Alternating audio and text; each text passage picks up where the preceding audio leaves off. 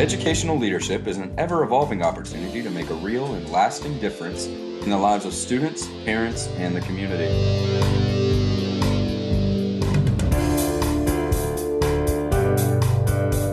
And now, here's your host, Dr. Rob Jackson.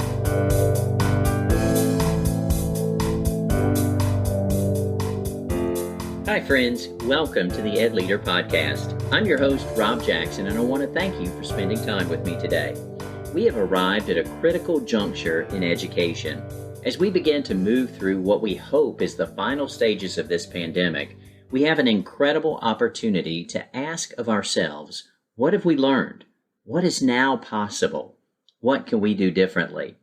Last March, 1 year after the pandemic closed schools in our state, I shared with our district and school leaders a powerful piece of the Amanda Gorman poem, The Hill We Climb.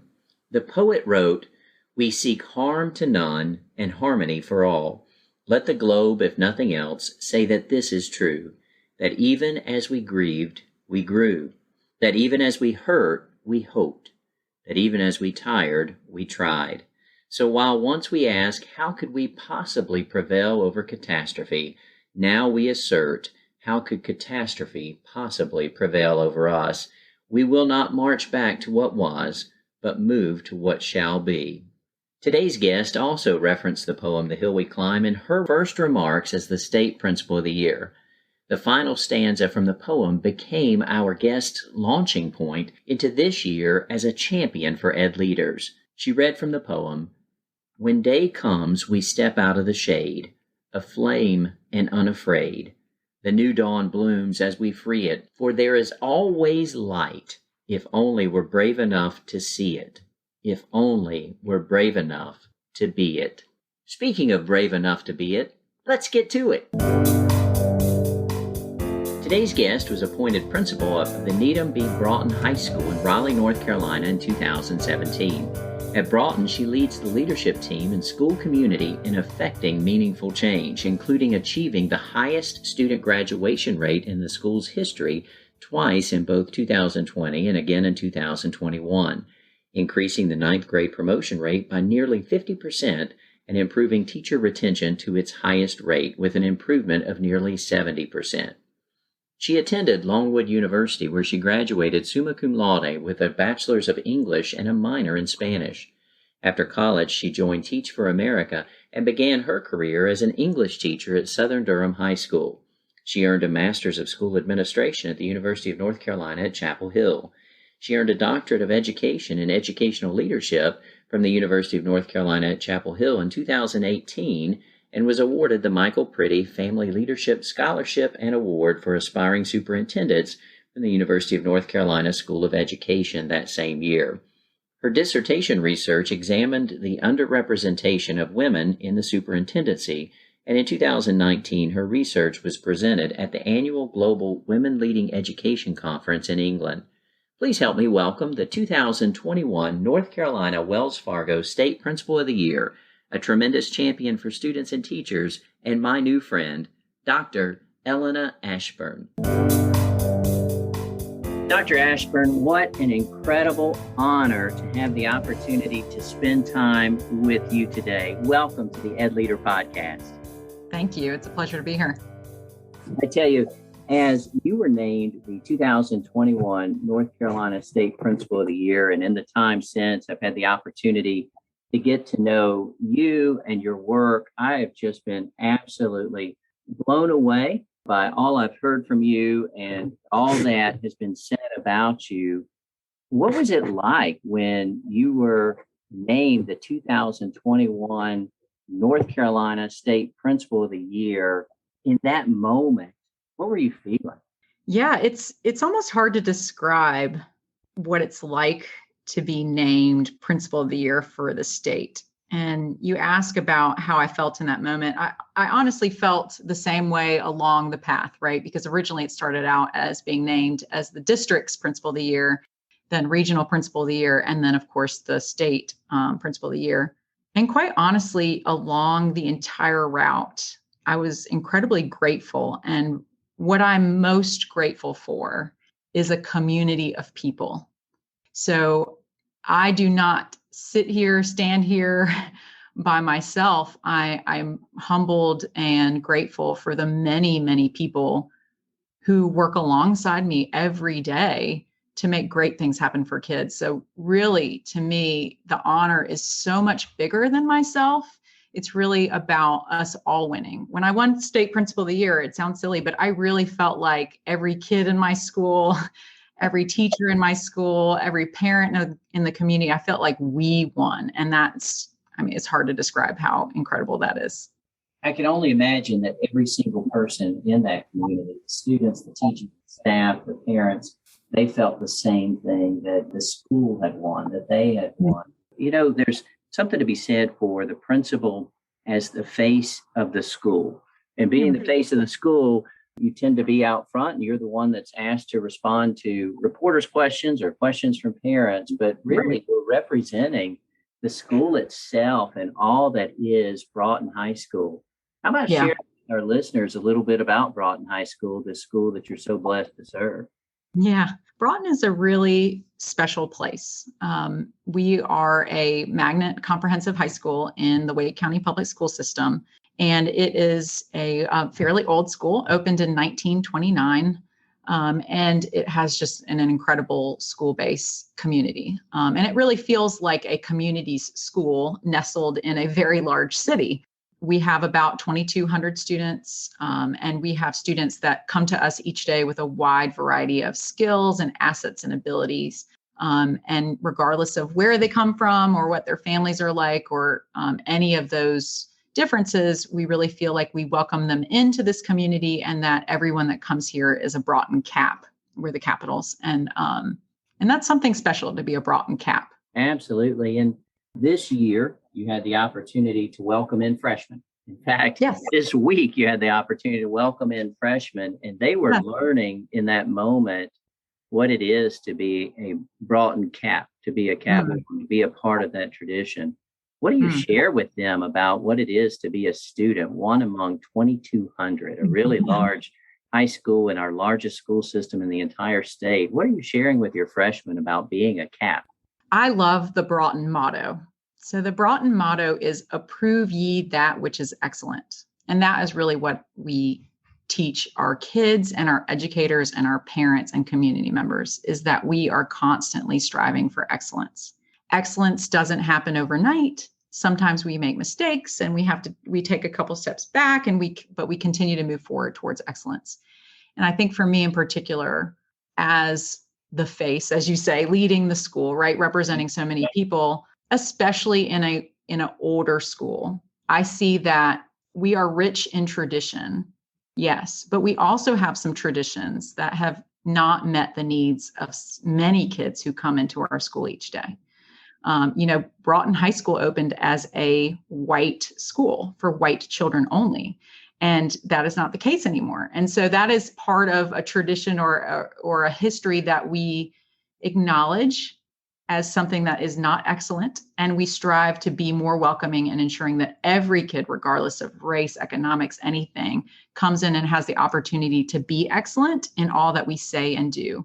For me, I'm also a mother. So I try to realize that it is an incredible privilege to be able to be part of someone else's child's life. So I try to receive kids each day in that mother's love, right? That we want you to, yes, receive an excellent education, but I also want you to be prepared for the world. And sometimes that's tough love and sometimes that's warm, fuzzy love, but regardless, it's about striving to be excellent each day so that we can go into the world and make it a better place. I love what you said. I truly believe that when parents send their children to us, that they're really entering into a sacred trust with us, because here is that's most precious to them in their entire world. That's and right. They're saying to educators and educational leaders, I trust you to take care of my child, to serve my child, help them achieve their dreams. As you think about, we mentioned the ninth graders coming in, parents who are new to Broughton, what do parents come to know and expect? What can they expect in terms of the school and what the school will be doing for their children. As you think about that sacred trust, what is it that the school is offering to parents? I think it's really about receiving people as they are. So people will come into the school building every day, and parents, as you just said, they're sending their most prized possession, and they are sending the very best they can each day. Their parents are doing the very best they can each day. Teachers are doing the very best they can each day. And so I believe that we should receive people as they are, and that I hope that our parents see that we do that, and we try to meet their children where they are and propel them towards a more excellent future, in whatever capacity the kid wants that to be and the family to be. I want to acknowledge that, high school, raising a teenager is not all sunshine and rainbows, right? So, yeah, right. And parenting can be particularly hard. And teaching can be hard, and being a principal can be hard, right? It's not a perfect day every day, but I think you touched on something so important. If we have a relationship built on trust, then we recognize that we see each other how we are and for who we are, and we can have the hard conversation when it needs to be. And we know that we're both doing this for our kids in the end, right? And so we can have the mistakes and the hard days and still move towards that graduation day, which is just absolutely the best day of every year. There's no question. There is no question. And No question. I want to dig into graduation day with you in terms of being such a special part of not just what we do in high schools, but what we do pre-K through 12th grade. That's right. Before we go there, I've asked you about what ninth graders can expect as they become a part of Broughton and become capitals. I've asked you about what parents can expect. And, here at the start of the school year, I know that we're all also onboarding new teachers and new staff members. I know we'd rather have fewer new teachers and new staff members because we want to increase our teacher retention rate. But at the same time, as new staff members come into Broughton High School, tell me what they can expect and what you're doing to try to help onboard them and help them get up to speed on all things Broughton. Yeah, like every school, we have an orientation process where our teachers get onboarded into the school year. But for me, I talked about graduation being my favorite day. My second favorite day of every year is the first day that all the teachers come back. Okay, it's kickoff day. And I like to make it just the most warm, welcome, fun day to come back, because I really believe that if we take care of our teachers, they will take care of our kids. And that's my role, that I take that seriously. So I tell you this to say that this year, our theme was this concept of home, okay? Because we've spent a lot of time at home over the past year and a half. And so my message to our staff this year was this concept of returning home to Broughton. And what does it mean when you think about home, and how during the pandemic, this concept of location has kind of taken on a new meaning, right? Because we were at home, but we were working. Then sometimes we came to work, and, things were just a little bit more fluid than we had ever experienced in terms of that concept of place. So when I think about home, I don't necessarily think of, bricks or, landscape. I think, what does it feel like to be home? What does it feel like when you think of that concept of home?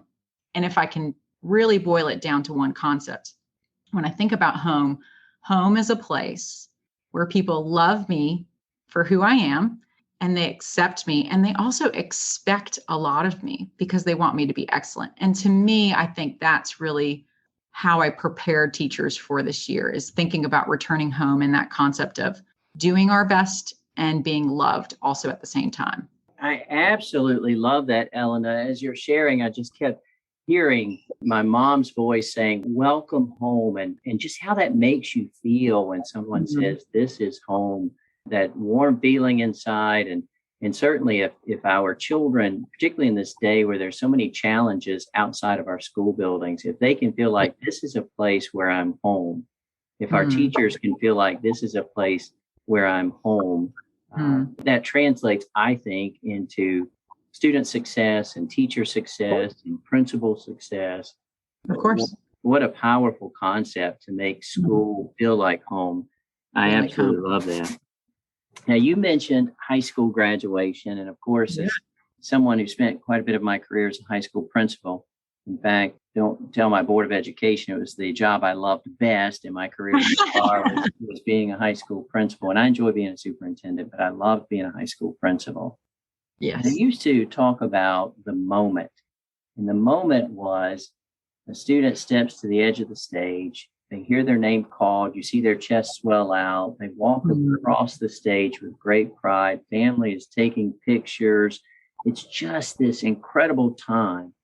They arrive at their high school principal. They receive their diploma. They shake the principal's hand. And then the moment happens, the moment being that the student has taken the first step beyond high school.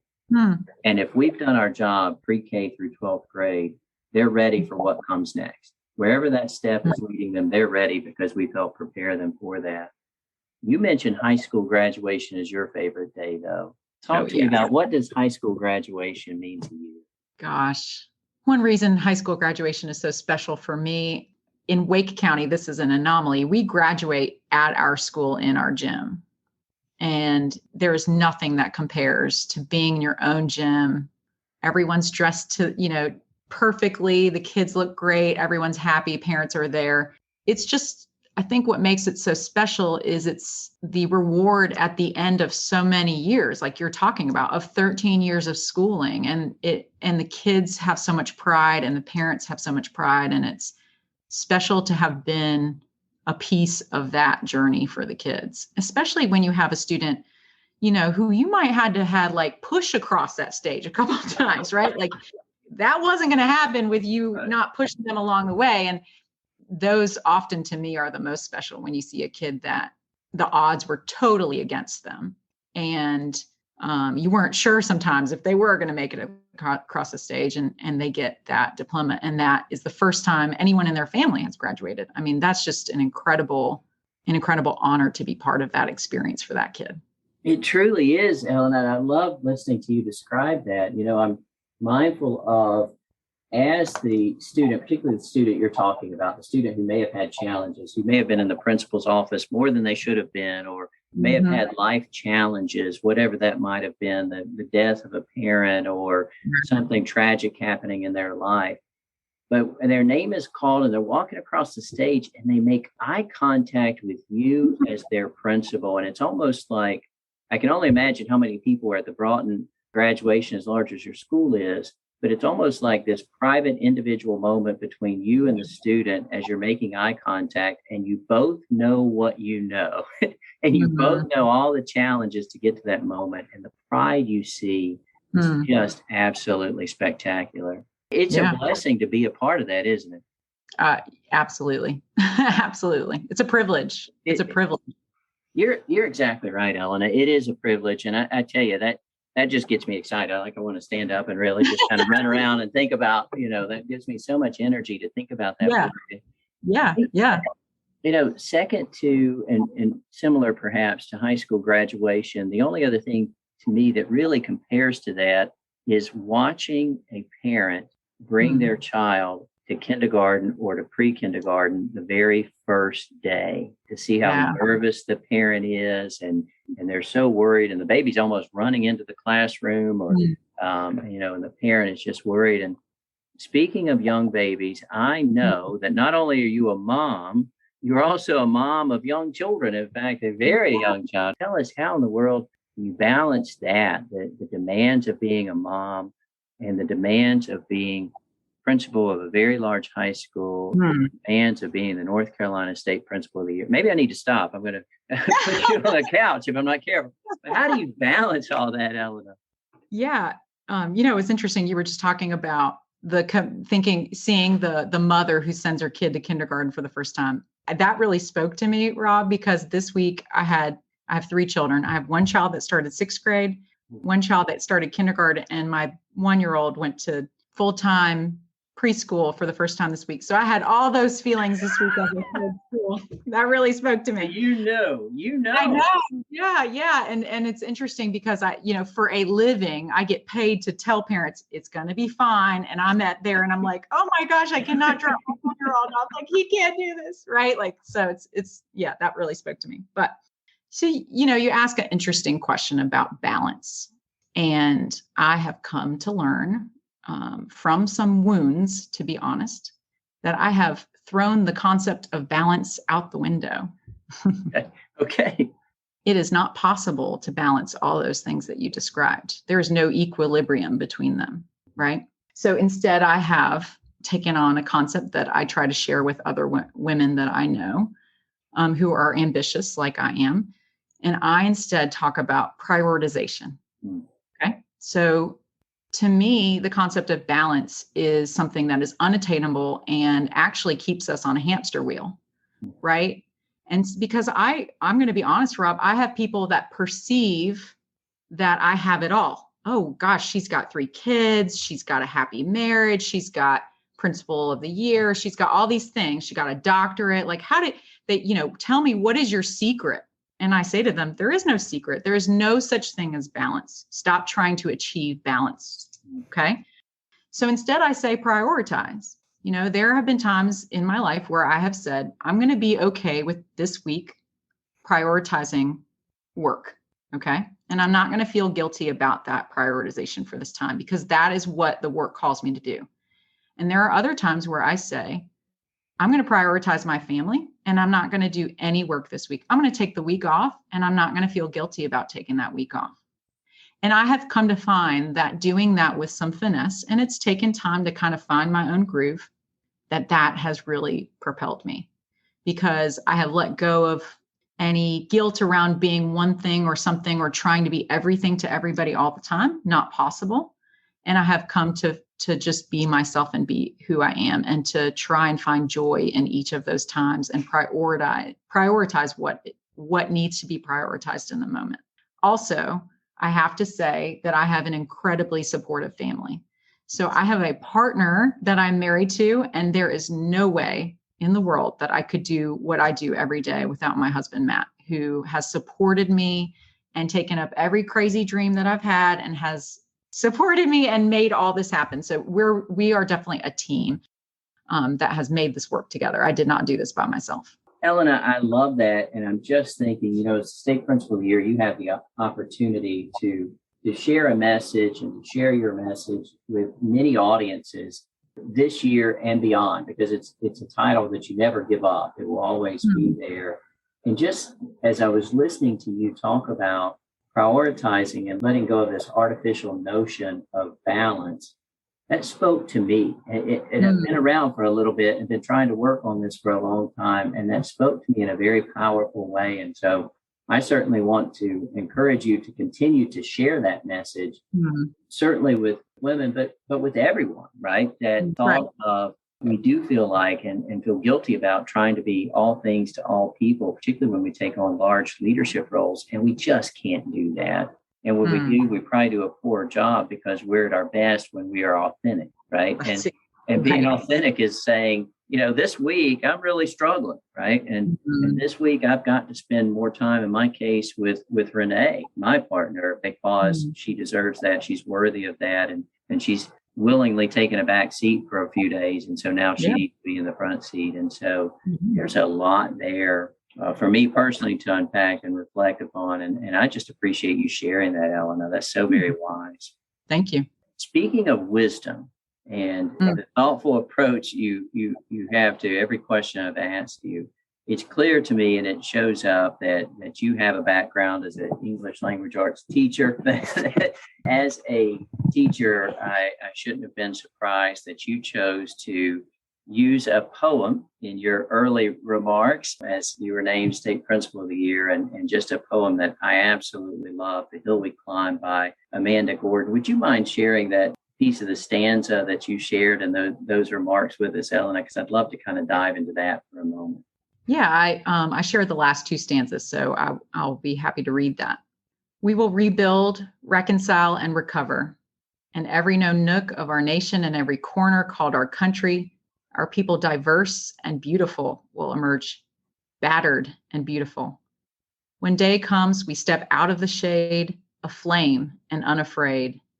The new dawn blooms as we free it. For there is always light, if only we're brave enough to see it, if only we're brave enough to be it.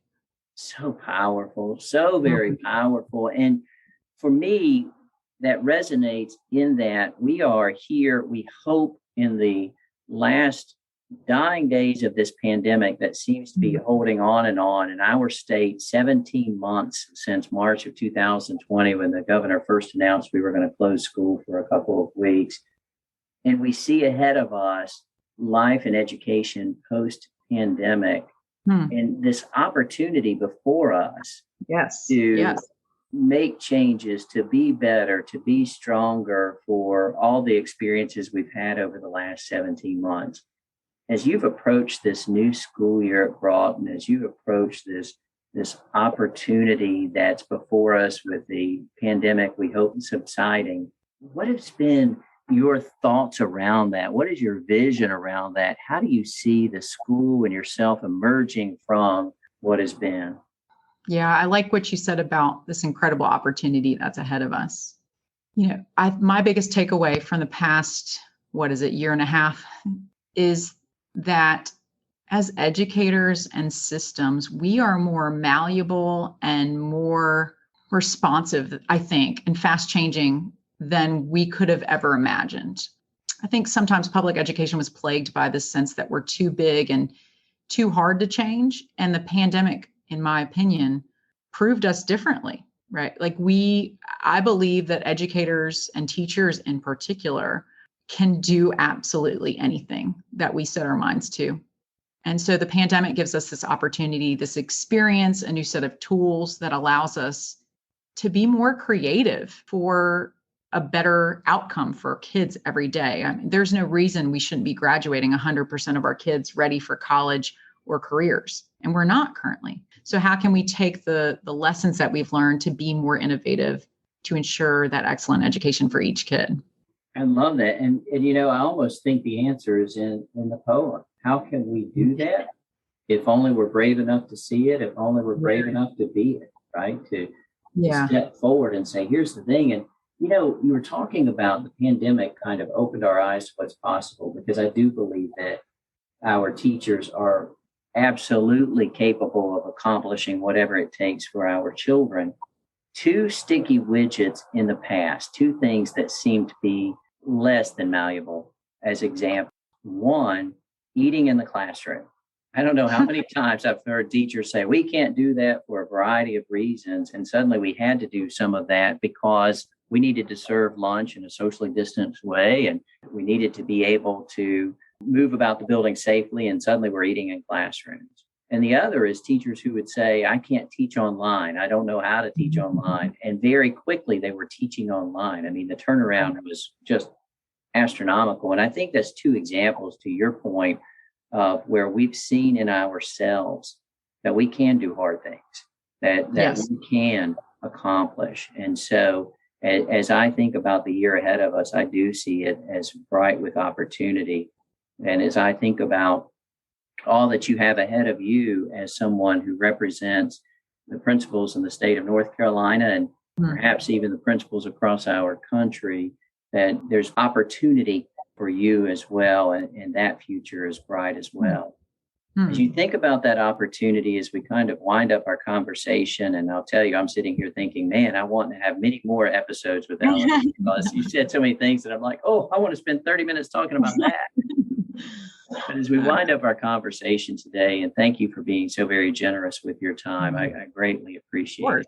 What message would you have for ed leaders as we approach this new school year, as we approach all that's before us? What would you share with us? I think for principals in particular, this experience throughout the pandemic has been particularly challenging. We have navigated many twists, turns. I won't say the word pivot, but that's what that's what we have talked about.